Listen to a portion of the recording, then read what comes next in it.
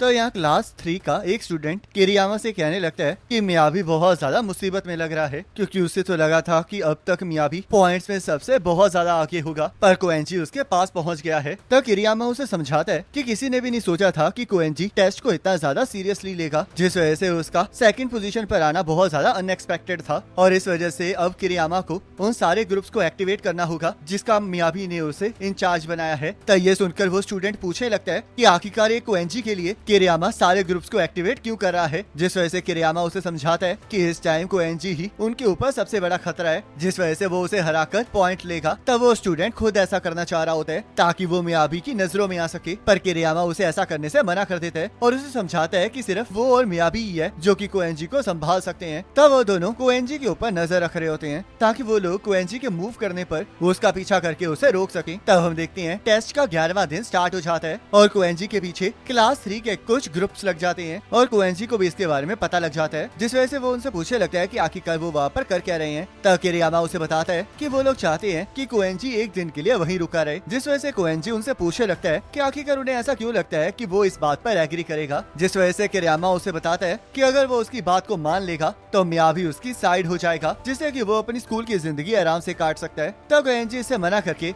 बड़ी आसानी से माउंटेन चढ़कर वहाँ से भाग जाता है, जिस वजह से क्लास 3 के सारे लोग ये देख के हैरान हो जाते हैं और किरियामा उन्हें शांत रहने के लिए कहता है। आखिरकार हम शांत क्यों रहे? तुमने देखा नहीं कि वो हमारी चंगुल से बच के भाग गया है? अगर वो इसी तरह हमसे भागता रहेगा तो उसे चैलेंजेस में पार्टिसिपेट करने में मुश्किल होगी, और अगर वो फिर भी किसी चैलेंज में जाता है तो हम उसे वहाँ पर रोक देंगे। तो थोड़ी देर बाद क्लास 3 के कुछ स्टूडेंट्स कोएंजी के पास पहुँच जाते हैं, जहाँ पर कोएंजी छोटी सी नैप ले रहा होता है। लगता है तुम बहुत ज्यादा थक गए हो और इसी वजह से यहाँ पर सो रहे हो। ऐसा तो होना ही है, क्योंकि आखिरकार मैं भी तो एक ह्यूमन ही हूँ ना। तो आखिरकार तुम पूरे दिन की छुट्टी क्यों नहीं ले लेते? क्या तुम मजाक कर रहे हो? मुझे ऑर्डिनरी पर्सन की तरह समझना बंद करो, क्योंकि मेरा स्टेमिना पहले ही रिकवर हो चुका है, इसलिए मुझे रुकने की कोई जरूरत नहीं है। तब किरियामा ये सुन के बहुत ज्यादा हैरान होता है और कोएंजी से कहने लगता है कि चाहे उसके पास सुपर ह्यूमन स्टेमिना हो, पर फिर भी वो 10 दिनों के बाद बहुत ज्यादा थक गया होगा। पर तभी कोएंजी उसे बताता है कि वो शॉर्ट स्लीपर है, जिसे सुनकर किरियामा को सारी बात समझ में आ जाती है और मिकितानी किरियामा से पूछने लगता है कि आखिरकार चल क्या रहा है। शॉर्ट स्लीपर वो लोग होते हैं जो कि थोड़ी सी नींद लेकर ही अपनी परफेक्ट हेल्थ को मेंटेन कर सकते हैं। इसका मतलब ये छोटे छोटे ब्रेक्स को लेकर अपने आप को पूरी तरह से रिचार्ज कर सकते हैं। तो कोएंजी वहाँ से जाने लगता है, जिस वजह से मिकितानी उसे रोकने के लिए आगे बढ़ने लगता है, पर तभी किरियामा उसे रोक लेता है और मिकितानी को समझाता है कि अब उन्हें स्ट्रेटेजी को चेंज करना चाहिए, जिस वजह से वो लोग उसे फॉलो करेंगे और चैलेंजेस से दूर रखेंगे। तो किरियामा के लीडर होने की वजह से सभी को इस बात को मानना पड़ता है, जिस वजह से वो सभी लोग कोएंजी का पीछा करने लगते हैं। तब यहाँ हम देखते हैं माउंटेन के एजिस पर कोएंजी बड़े ज्यादा मजे से चल रहा होता है, पर किरियामा को छोड़कर पूरे क्लास 3 की हवा बहुत ज्यादा टाइट होती है और कोएंजी उन्हें ऐसे देखकर वहाँ से भागना स्टार्ट कर देते हैं, जिस वजह से मिकितानी भी सबको अपनी स्पीड को तेज करने के लिए कहते हैं और इस मामले में वो किरियामा की बात भी नहीं सुन रहा होता। तब थोड़ी देर बाद वो लोग कोएंजी के पास पहुंच जाते हैं और किरियामा कोएंजी से कहने लगता है कि ये उसका लास्ट चांस है, जिस वजह से उसे उनकी बात मान के एक दिन के लिए आराम करना चाहिए। तब मिकितानी कहने लगता है कि मियाबी ने तो कोएंजी को 2 दिन के लिए रोकने के लिए कहा था, तो आखिरकार किरियामा उसे एक दिन रोकने की बात क्यों कर रहा है, जिस वजह से किरियामा उसे समझाता है कि कोएंजी के ऊपर इतना टाइम वेस्ट करना बेकार है, क्योंकि लास्ट दिन 2 दिन बाद है, जिस वजह से उन्हें सबसे ज्यादा फोकस अपने पॉइंट्स पर करना चाहिए। तब मिकितानी कहने लगता है कि अगर ऐसी बात है तो उन्हें स्मॉल टीम्स को कोएंजी के पीछे छोड़ देना चाहिए ताकि वो उसे 2 दिनों तक रोक कर रख सके। पर किरियामा उसे समझा रहा होता है कि कोएंजी ऐसा नहीं होने देगा, पर मिकितानी कोई भी बात सुनने के लिए तैयार नहीं होता और खुद कोएंजी को रोकने के लिए तैयार हो जाता है। तो कोएंजी, तुमने ये सुन ही लिया होगा कि अब मैं तुम्हें रोकूंगा, जिस वजह से मैं चाहता हूँ कि तुम 2 दिनों तक यहीं पर रुके रहो। माफ करना, पर मैं इस चीज पे एग्री नहीं कर सकता, और अगर मैं तुम्हारी बात नहीं मानूंगा तो आखिरकार क्या होगा? तो फिर हम तुम्हें एक्सपेल करवा देंगे। माफ करना, पर मैं किसी के भी ऑर्डर्स नहीं लेता। चिंता मत करो, मैं इस चीज का पूरा ख्याल रखूंगा कि तुम्हारे पास कोई और चॉइस ना बचे। अब तो ये सिचुएशन बिल्कुल भी ब्यूटीफुल नहीं रही है। तो फिर आखिरकार तुम क्या करने वाले हो? क्योंकि तुम जैसे ही हमें पुश करना स्टार्ट करोगे वैसे ही गेम स्टार्ट हो जाएगी। तब कोएंजी उनकी तरफ बढ़ने लगता है और मिकितानी को नीचे गिरा के आगे बढ़ जाता है, जिस वजह से मिकितानी एक और बंदे को उसे रोकने के लिए भेजता है और वो जैसे कोएंजी के साथ टकरा के नीचे गिरता है वैसे वो बंदा ऐसे एक्ट करने लगता है जैसे कि उसकी बाजू टूट गई हो, जिस वजह से मिकितानी कहने लगता है कि अब अगर वो इसके बारे में स्कूल को बता देंगे तो वायरस की वजह से कोएंजी को एक्सपायर कर दिया जाएगा। पर तभी कोएंजी उन्हें समझाता है कि इस टाइम उन सभी ने ग्रुप बना के उसे घेरा हुआ है, तो इसलिए उनकी ये स्टोरी बिल्कुल भी सही नहीं लगेगी। तब सभी लोग ये सुन के हैरान हो जाते हैं और कोएंजी वहाँ से जाने की बात करने लगता है, पर मिकितानी अभी भी हार मानने के लिए तैयार नहीं होता, जिस वजह से कोएंजी सब कुछ जल्दी से खत्म करने के लिए कहता है और ये सुन के क्लास 3 के सारे स्टूडेंट्स लड़ने के लिए तैयार हो जाते हैं और एक एक करके कोएंजी के ऊपर हमला करना स्टार्ट कर देते हैं। पर कोएंजी बड़ी आसानी से उनके हमलों से बच जाता है और अपनी एजिलिटी और पावर का इस्तेमाल करके उन सभी को धूल चटा देता है। आखिरकार तुम हो कौन, और अगर तुम इतने ही ताकतवर हो तो तुम हमसे बच के कभी भी जा सकते थे। अगर मैं तुमसे बच के भाग जाता तो तुम लोग फिर भी मेरा पीछा करते रहते, जो कि मेरे लिए बिल्कुल भी अच्छा नहीं था। तब किरियामा को भी समझ में आ जाता है कि कोएंजी ने ये इस वजह से किया है ताकि वो उन ग्रुप्स की स्पिरिट्स को तोड़ सके और वो लोग दोबारा उसे तंग न करें। तब कोएंजी वहाँ से चला जाता है और मिकितानी किरियामा से पूछने लगता है कि क्या वो सच में हाई स्कूलर है। कभी कभी जिंदगी में ऐसा टाइम आता है जब तुम्हें एक ऐसे पर्सन के साथ डील करना पड़ता है जिसके बारे में तुम कुछ भी न जानते हो, और मियाबी भी बिल्कुल ऐसा ही है। रुको जरा, क्या अब तुम मियाबी को ये बताने वाले हो कि मैं फेल हो गया हूँ? चिंता मत करो, हमें पहले से ही पता था कि कोएंजी को संभालना मुश्किल होगा, पर सबका एक वीक पॉइंट जरूर होता है। थोड़े टाइम बाद कोएंजी को ये पूरा यकीन हो जाएगा कि थर्ड ईयर के स्टूडेंट्स उसके लिए बिल्कुल भी खतरा नहीं है, जिस वजह से हम इसी चीज को उसके अगेंस्ट यूज करेंगे।